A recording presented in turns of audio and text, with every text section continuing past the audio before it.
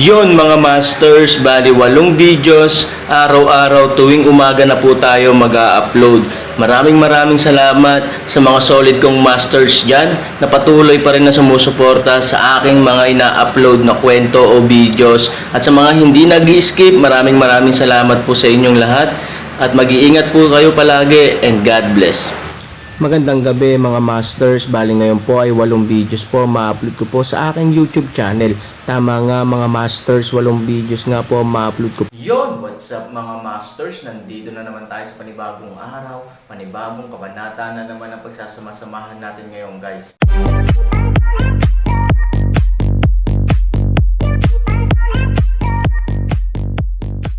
Bali mga masters, kung bago ka pa lang po sa aking YouTube channel, please click the subscribe button, lalong-lalo na po yung notification bell guys, para maging connected pa rin tayo sa isa't isa at maging updated kayo sa mga susunod ko pang video.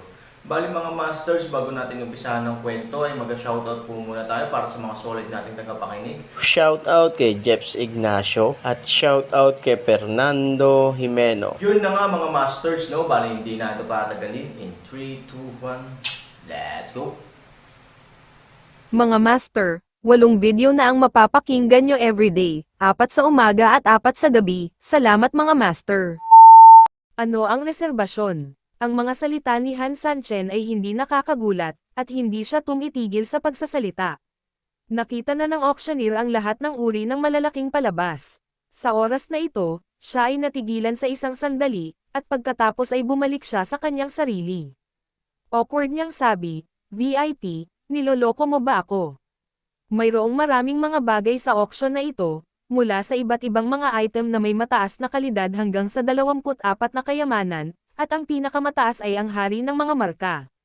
Napakahalaga ng lahat, maraming mga tao ang maaaring kumuha ng ilang bagay sa auction na ito, lalo na ang magsagawa ng pribadong auction.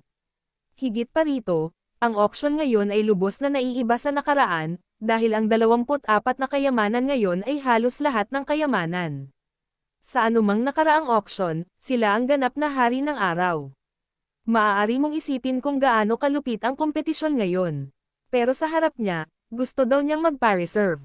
Kahit na ang karamihan ng mga maharlika sa mundo ay hindi nang ahas na ipagmalaki ang ganitong uri ng Heiko, tama ba? Kasi obviously, sobrang mahal. Ngunit Aaron ay seryosong ngiti, hindi masama. Tiningnang mabuti ng auctioneer ang Aaron. Hinanap niya sa kanyang isipan ang nakaraang alaala, sinusubukang alalahanin kung sinong aristocrat ang Aaron, ngunit pagkatapos ng mahabang pag-iisip, hindi niya naalala. Gayunpaman, ang auctioneer ay isang kwalipikadong tao pagkatapos ng lahat. Kahit hindi pa niya nakikilala si Aaron, seryoso siya. Para sa kapakanan ng pagkamahinhin, binilisan niya ang pagsabi, maghintay ng ilang sandali. Tumanggo si Han Sanchen. Pagkaraan ng ilang sandali, isang katulong ang lumapit kay Han Sanchen, VIP, mangyaring sundan ako. Ang Aaron ay dapat na isang, kasama ang katulong sa likod, sa backstage. Sa mataas na plataporma, nang makita ang mga aksyon ni Aaron, agad na tumawa si Zhou Xiao, tingnan mo ang basurang iyon. Ngayon lang siguro gusto kong samantalahin ang pagkakataon na magkaroon ng relasyon sa auctioneer, at pagkatapos ay gusto kong makakuha ng ilang mga benepisyo. Bilang ang resulta, ako ay walang awa na pinalayas. Ang tanga. Iniisip ba niya na ang pagnanakaw ng tiket sa pagpasok ay isang tao? Sa pamamagitan ng pagnanakaw at pagdukot, maaga o huli, ito ay magiging krudo lamang. Panipi. Sa sandaling lumabas ang mga salita, sa wakas ay naunawaan ng ilang bisita sa malapit kung ano ay nangyayari. Nagulat sila at nanonoya, pagkatapos ng mahabang panahon, nagnakaw lang pala ng tiket ang bata. Sinabi ko kung paano magsuot ng mahihirap na damit. Sa sandaling nakita ko ang batang iyon, alam ko na hindi siya magandang ibon. Hindi ko inaasahan na magnanakaw pa pala siya. Nakakamangha talaga ang mga kabataan ngayon. Kamakailan lang daw sa mundo ng lahat ng direksyon, may grupo ng mga murang lalaki na espesyal na gumagamit ng mga kasuklam-suklam na paraan para magpanggap na gwapo at mayaman, at pagkatapos ay niloloko ang ilang babaeng may magandang kalagayan. Itong babaeng ito, sa tingin ko ay palagi kang sinusundan ng batang iyon. Malaki ang posibilidad na kinuha kanya bilang target. Nagbabala ang well-meaning masses. Nang marinig ito, labis na ipinagmalaki ni Bailinger. Para sa kanya, napapaligiran ng langaw, pinatunayan nito na okay ang kanyang alindog. Ngunit puno ng paghamak ang mukha ni Zhou Xiao. Kasabay nito, lalo niyang hinamak ang Aaron. Angkop na sinabi ni Beilinger, huwag kang mag-alala, paano ko makikita ang ganoong uri ng basura? Kung ikukumpara sa ganoong uri ng basura, medyo magkaiba tayo. Bagamat babae ako, hindi ako bulag. Panipi, sa isang salita, lahat ay ngumiti, at ang kawalang kabuluhan ni Zhou Xiao ay lubos na nasisiyahan. Sa oras na ito, pumasok si Aaron sa backstage at nakilala ang taong namamahala sa auction, si Lang Yu. Bilang taong namamahala sa auction house ng Lushoy City, malinaw na itinuring ni Lang Yu ang gabing ito bilang isang espesyal, dahil bagaman ang lungsod ng Lushoy ay isang maliit na lungsod, na apektado ng kompetisyon sa martial arts, ang mga eksperto ngayon ay nagtitipon at ang mga kakaibang tao ay nagsasama-sama, na kung saan natural na humahantong sa pagbebenta ng mga bihirang kayamanan.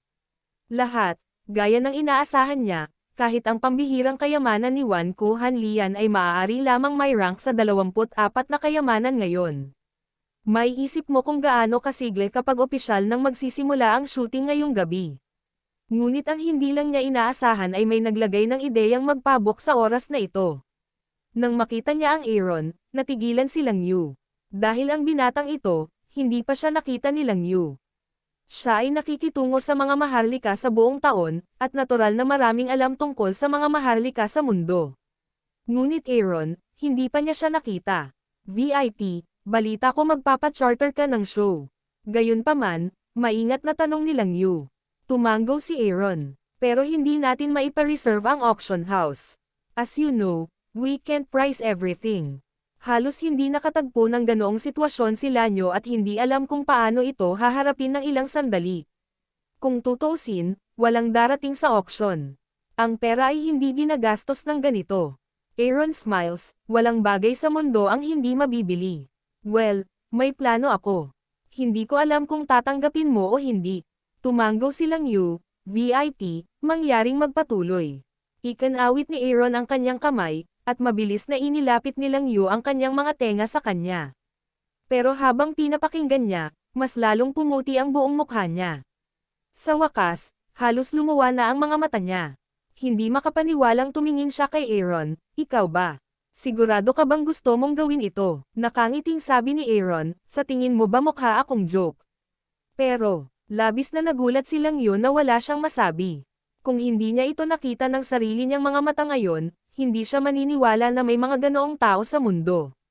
Pero kahit na nakita niya ito ng sarili niyang mga mata, akala niya ay baliw ang Aaron. Napakaraming mayayamang tao ang nakilala niya, ngunit hindi pa niya narinig ang hindi makataong paraan ng paggastos ng pera ni Aaron. Gawin mo ang sinasabi ko. Aaron tapusin, ay nagmamay-ari ng lilang espirito bato isang hagis, nakaalis. Matapos matanggap ang Aaron's purple lingshi, napasimangot si Lang Yu. Walang nakadisplay na halaga dito, ngunit ito ay para lamang matukoy. Hindi nagtagal ay nagpadala siya ng pangkalahatang talumpati sa exchange house. Lauma, ang may-ari ng Purple Spirit Stone 7,998,252, bakit hindi ito matukoy? Lang Wu Road. Ang exchange house at ang auction item ay iisang pamilya, at sila ay mga nakalink na negosyo. Sa oras na ito, si Ma, ang namamahala sa exchange house, ay abala.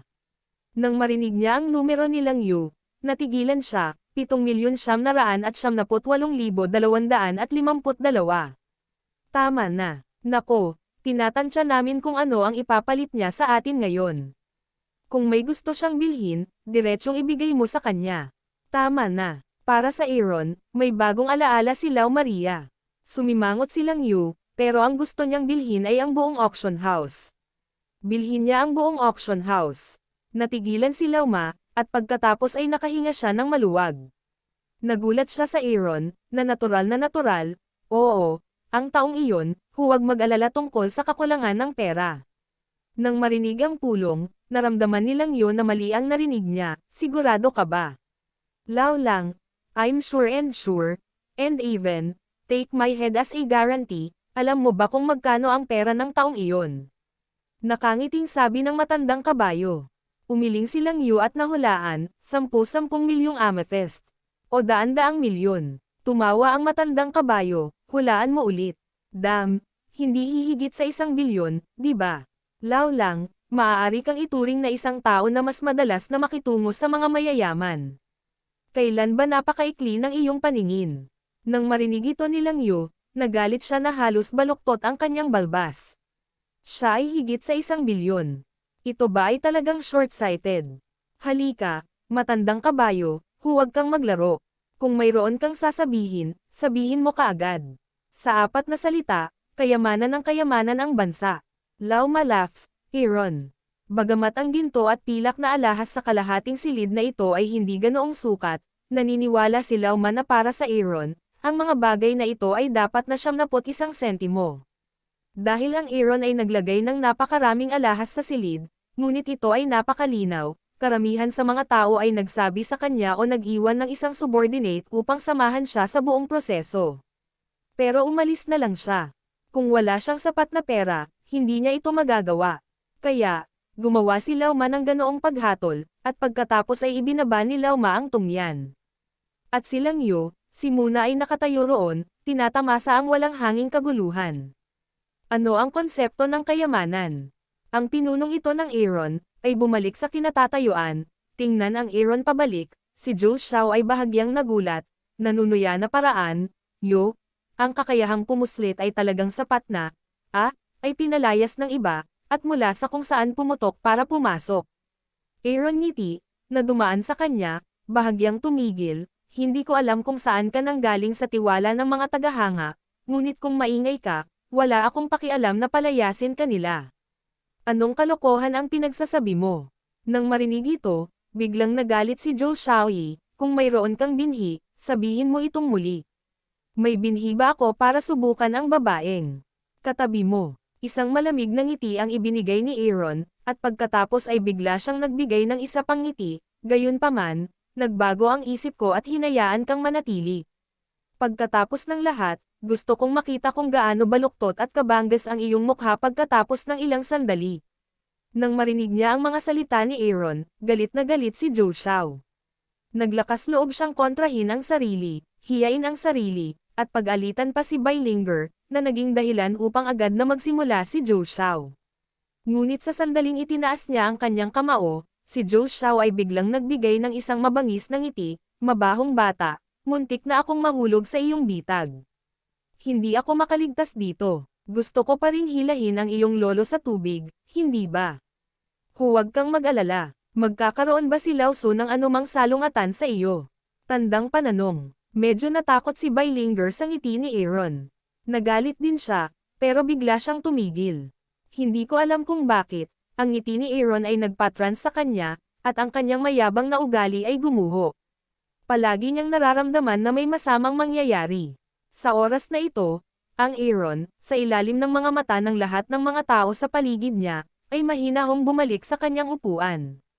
Ang kanyang ekspresyon ay napakaliwanag at malinaw na binigyan pa niya ang lahat ng ilusyon na siya ang tunay na nakatataas. Sa sahig ng auction, dahan-daang umakyat silang Yu sa entablado, mga kababaihan at mga ginoo, ang auction ngayon, inihayag ko, opisyal na nagsimula. Yun na nga mga masters, no? Bali panibagong kabanata na naman yung natapos natin ngayong gabi. Muli, maraming salamat po